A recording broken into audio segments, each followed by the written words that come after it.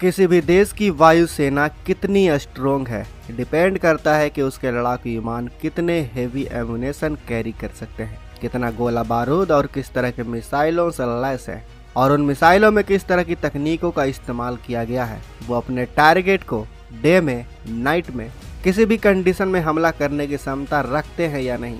लेकिन सबसे जरूरी चीज होती है कि उस लड़ाकू विमान की स्पीड कितनी है। यही कारण है कि पूरी दुनिया इस तरह के लड़ाकू विमान का विकास करने में लग चुकी है, जबकि अमेरिका, रूस और यहाँ तक कि हमारे सबसे बड़े दुश्मन चीन ने भी इस तरह के लड़ाकू विमानों को विकसित कर लिया है। और फिर हमारे भारत ने भी लॉन्च किया AMCA प्रोजेक्ट, जिस पर भारत के DRDO और HAL कई सालों से काम कर रहे हैं। समय समय पर भारत इस विमान को लेकर कई अपडेट्स देता रहता है। पिछले 1-1.5 साल में जितनी भी AMCA पर रिपोर्ट आई है उसमें से सबसे बड़ी अपडेट अब आई है, क्योंकि जिस तकनीक पर यह खबर है उसके बिना AMCA टीन के डिब्बे से ज़्यादा कुछ नहीं। सिर्फ AMCA ही नहीं बल्कि अगर यह तकनीक ना हो तो जितने भी स्टेल्थ लड़ाकू विमान दुनिया में हैं वो सभी के सभी बेकार हो जाएंगे।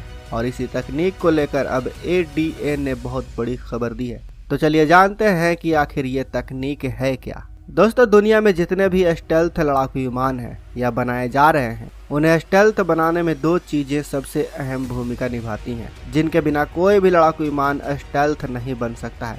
सबसे पहला होता है रडार अब्जॉर्बिंग स्टेल्थ कोटिंग, जो लड़ाकू विमान के ऊपर यानी बाहरी हिस्से में लगाई जाती है। और इनका काम होता है कि जमीन पर जो डिफेंस सिस्टम होती हैं, जो लड़ाकू विमानों को ट्रैक करने के लिए रडार से वेब छोड़ते हैं, उन वेब्स को अब्जॉर्ब कर लेना, ताकि लड़ाकू विमान रडार से ना दिखे और स्टेल्थ बना रहे। दूसरी खास चीज होती है जिसके बिना स्टेल्थ लड़ाकू विमान अपने दुश्मन पर हमला नहीं कर सकते, जिसे आसान भाषा में इनर्शियल वेपन बे कहा जाता है। दरअसल जो लड़ाकू विमान होते हैं वो किसी भी मिसाइल को बाहरी तरफ अपनी विंग पर रखते हैं, लेकिन स्टेल्थ लड़ाकू विमान किसी तरह के मिसाइल को अपने साथ नहीं ले जा सकते, क्योंकि मिसाइलों में रडार अब्जॉर्बिंग स्टेल्थ कोटिंग नहीं लगाई जा सकती। ऐसे में अगर कोई स्टेल्थ लड़ाकू विमान इन मिसाइलों को अपने विंग पर ले जाएगा तो दुश्मन का रडार स्टेल्थ लड़ाकू विमानों को आसानी से पकड़ सकते हैं। इसी चीज से बचने के लिए बनाई जाती है इनर्शियल वेपन बे।